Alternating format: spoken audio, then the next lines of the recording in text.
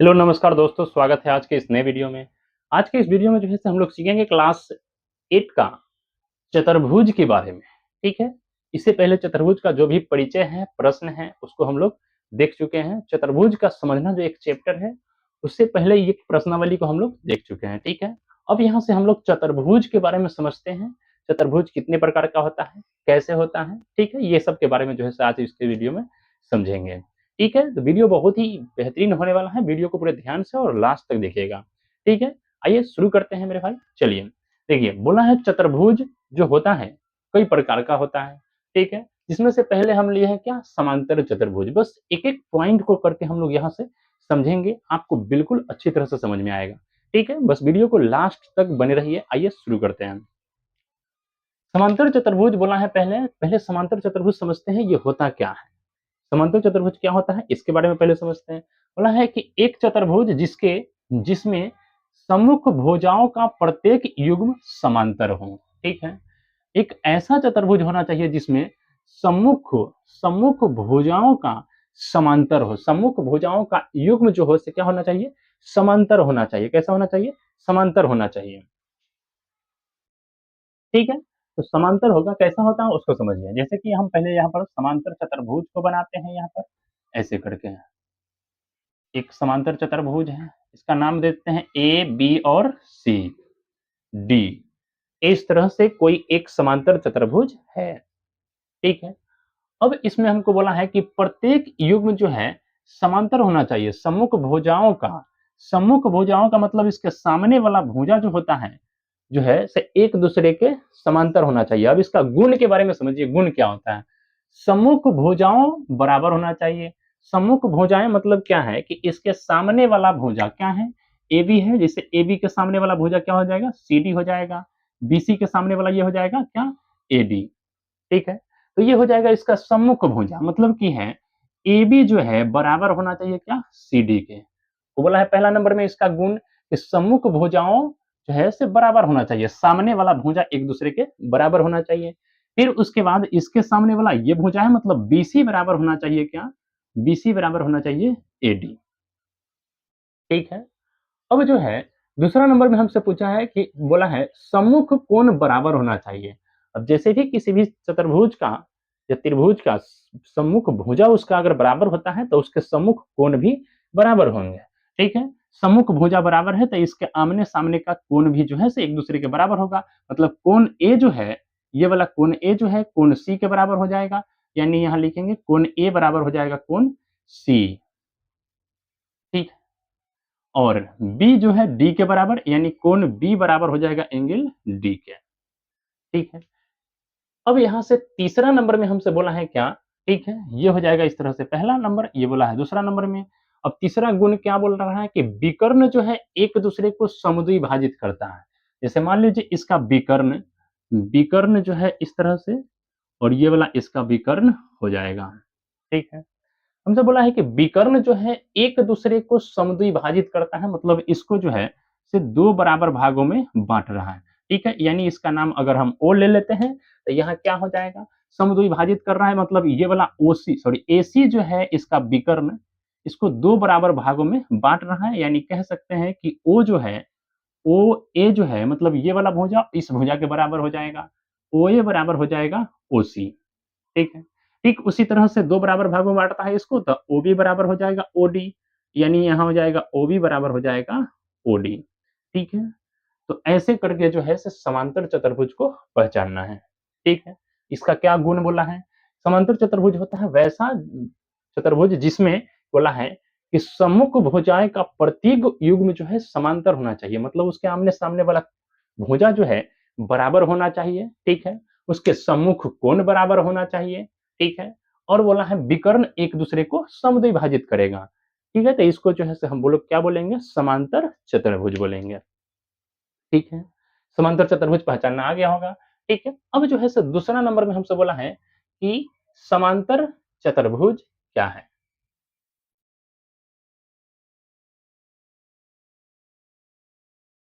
दूसरा नंबर में यहाँ है समचतुर्भुज। ये जो है समांतर लिखा गया, यहाँ पर समचतुर्भुज है। समचतुर्भुज। ठीक है। समचतुर्भुज क्या है, इसको समझिए यह बोला है कि एक चतुर्भुज जिसके सभी भुजाएं बराबर माप की हो। मतलब एक वैसा चतुर्भुज होना चाहिए जिसमें सभी भुजाएं जो है बराबर माप की होना चाहिए। जैसे कि यहाँ पर देखिए जैसा कि ये वाला हो जाएगा वर्ग के रूप में, ठीक है? ऐसा करके। ये भी चतुर्भुज है। इसका अगर नाम रख देते हैं SRPQ, ठीक? हमसे बोला है कि वैसा चतुर्भुज होना चाहिए जिसके सभी भुजाएँ क्या होना चाहिए? बराबर माप की होना चाहिए। जैसे कि मान लो SR अगर मान लेते हैं यहाँ पर 5 सेंटीमीटर है, तो इसके सामने वाला ये भी 5 सेंटीमीटर और ये भी 5 सेंटीमीटर होना चाहिए और ये भी कितना 5 सेंटीमीटर होना चाहिए। ठीक है? यानी सभी के सभी भुजा जो है से बराबर माप का होगा, तभी हम इसको बोलेंगे क्या है? समचतुर्भुज है। ठीक है?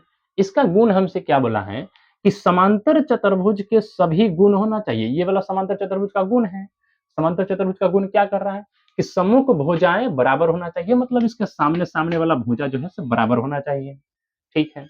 दूसरा बात, सम्मुख कोण भी बराबर होना चाहिए, मतलब सम्मुख कोण ये वाला कोण जो है इस कोण के बराबर होगा, फिर से ये वाला कोण इस कोण के बराबर होगा। ठीक है?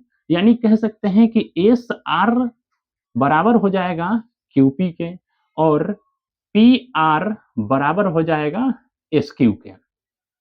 ठीक है? उसी तरह से कोण बराबर होना चाहिए S और P के बराबर, एंगल P बराबर हो जाएगा एंगल S के और इसी तरह से एंगल Q बराबर हो जाएगा एंगल R के। ठीक है? तो ऐसे करके अगर बराबर है, तो इसको हम क्या बोलेंगे कि समचतुर्भुज है। ठीक है? अब इसमें दूसरा बोला है हमसे, दूसरा गुण इसका कि विकर्ण परस्पर लंब होना चाहिए, लंब होना चाहिए। विकर्ण जो इसका होता है, जैसे यहाँ विकर्ण है, इसको अगर इस तरह से मिलाते हैं और इसको जो है से हम लोग यहाँ ऐसे मिलाते हैं, तो एक दूसरे को जो काटेगा ये लंबवत होना चाहिए, मतलब यहाँ 90 डिग्री का कोण बनना चाहिए। ठीक है? तो ये जो है से समचतुर्भुज का गुण है। ठीक है? तो मुझे उम्मीद है कि आपको अब समांतर चतुर्भुज और समचतुर्भुज पहचानना आ गया होगा। ठीक है? अब इसके अगला पॉइंट को देखते हैं, अगला पॉइंट क्या है? ठीक है? देखिए, ये देखिए, अब जो है से अगला पॉइंट क्या है? पहला नंबर में क्या है? आयत है। देखिए, आयत में क्या बोला है कि एक समांतर चतुर्भुज जिसके एक कोण समकोण हो। समकोण क्या होता है? समकोण का मतलब होता है एक ऐसा कोण होना चाहिए जिसमें 90 डिग्री होना चाहिए। ठीक है? जैसा कि देखिए यहाँ पर आयत जो है से इस तरह से होता है। ठीक है? ये आयत हो गया। इसका नामकरण कर देते हैं जैसे ए, बी और इस तरह से CD हो जाएगा। ठीक है? अब हमसे बोला है कि वैसा चतुर्भुज होना चाहिए जिसका कोण जो है से एक समकोण हो, मतलब एक कोण 90 डिग्री का होना चाहिए। तो इसमें एक कोण क्या सभी के सभी कोण क्या है 90 डिग्री का है। यहाँ भी 90 बन रहा है, यहाँ भी 90 डिग्री का होगा और ये भी 90 का होगा और सब का सब कोण जो होता है इसमें 90 डिग्री का होता है। ठीक है? अब इसका गुण जो बोला है कि समांतर चतुर्भुज के सभी गुण होना चाहिए। जैसा कि हम लोग पीछे पढ़े समांतर चतुर्भुज के, क्या पढ़े कि इसके सामने-सामने वाला भुजा बराबर होना चाहिए, तो ये भुजा इस भुजा के बराबर होना चाहिए। मतलब जो है AB बराबर होना चाहिए CD और ये भुजा इस भुजा के बराबर, मतलब BC बराबर होना चाहिए क्या? AD। ठीक है? आगे देखिए। अब बोला था उसमें कि इसका सम्मुख कोण भी बराबर होता है, मतलब कोण ए जो है बराबर हो जाएगा कोण सी के, फिर इसी तरह से कोण बी बराबर हो जाएगा कोण डी के। सम्मुख भुजा और सम्मुख कोण बराबर हो गया। दूसरा बोला है प्रत्येक कोण समकोण होना चाहिए, मतलब सब का सब 90 बन रहा है, तो यहाँ भी 90, 90, 90, 90 बन रहा है। ठीक है? सब कोण अगर 90-90 का है मतलब ये आयत हो जाएगा। विकर्ण एक दूसरे को बराबर माप पर काटती है। विकर्ण जो है जैसे इस विकर्ण को हम ऐसे मिलाते हैं एक दूसरे को, तो ये बराबर माप पर काटती है, एकदम बीच में मतलब समद्विभाजित कर रही है। ठीक है? तो यानी इसको हम कह सकते हैं कि OA जो है बराबर हो जाएगा OC, बराबर माप में काटती है इसको एक दूसरे को। ठीक है? विकर्ण एक दूसरे को बोला है बराबर माप की होती है, मतलब ये जो है BC जितना होगा सॉरी BD जितना होगा उतना ही जो है से AC हो जाएगा। ठीक है? यानी बरा विकर्ण इसका दोनों बराबर होता है। AC जो है BD के बराबर होगा। आयत का विकर्ण क्या होता है? बराबर होता है एक दूसरे को। ठीक है? बराबर माप पर नहीं काटती है, बराबर होती है इस बात को बताया। विकर्ण बराबर माप की होती है, मतलब विकर्ण दोनों एक दूसरे को बराबर होगा। आयत में कितने विकर्ण? तो 2 विकर्ण होंगे जिसमें से दोनों विकर्ण एक दूसरे के बराबर होंगे। ठीक है? तो आयत समझ में आ गया। कैसे पहचानना है? इसका सभी कोण अगर 90 डिग्री का है मतलब वो आयत है। दूसरा बात, इसका सम्मुख भुजा जो है से बराबर होना चाहिए आमने-सामने वाला, ठीक है। तीसरा बात कि इसका सम्मुख कोण भी बराबर होना चाहिए, ठीक है, और इसका विकर्ण भी बराबर होना चाहिए। तभी हम इसको बोलेंगे क्या हो जाएगा ये सॉरी आयत हो जाएगा। क्या हो जाएगा? आयत हो जाएगा। अब जो है से आता है 5th नंबर में क्या सॉरी 4th नंबर में क्या है? वर्ग है। वर्ग को समझिए ये क्या बोला है? वर्ग में बोला है कि एक आयत जिसकी सभी गुण बराबर माप की होती है। मतलब सिर्फ वर्ग जो है एकदम आयत की तरह ही है। लेकिन इसमें है क्या? इसको देखिए। जैसे ये वर्ग है, सेम वर्ग है ये। अब इस वर्ग को हम क्या बोलेंगे कि बोला है हमसे कि सभी भुजाएँ बराबर माप की हो, मतलब इस सबका सब भुजा इसका बराबर होता है, जैसे इसको एक्स, वाई और पी, क्यू मान लीजिए, ठीक है?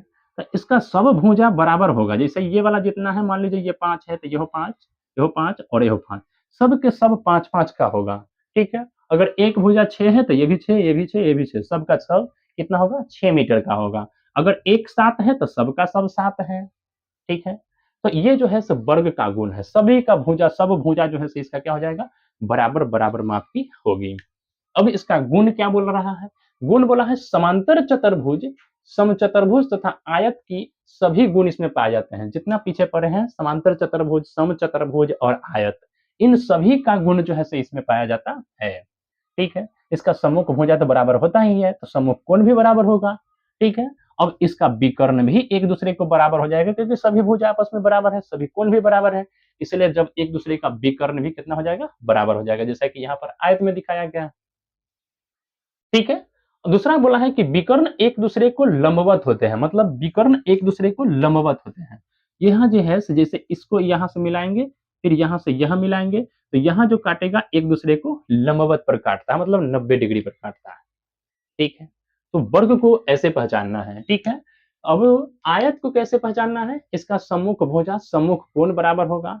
90 डिग्री का एक कोण है, मतलब वो क्या हो जाएगा? आयत है। वर्ग जो है इन सभी का जो हम पीछे हम लोग पढ़े आयत पढ़े हैं समचतुर्भुज और समांतर चतुर्भुज सबका गुण इस जो है से वर्ग में पाया जाता है। तो इसको क्या बोलेंगे? अगर इसका सभी भुजा आपस में बराबर है, इसका मतलब यह क्या हो जाएगा? वर्ग हो जाएगा। ठीक है? तो आयत और आपको वर्ग जो है से यहाँ तक समझ में आ गया होगा। ठीक है?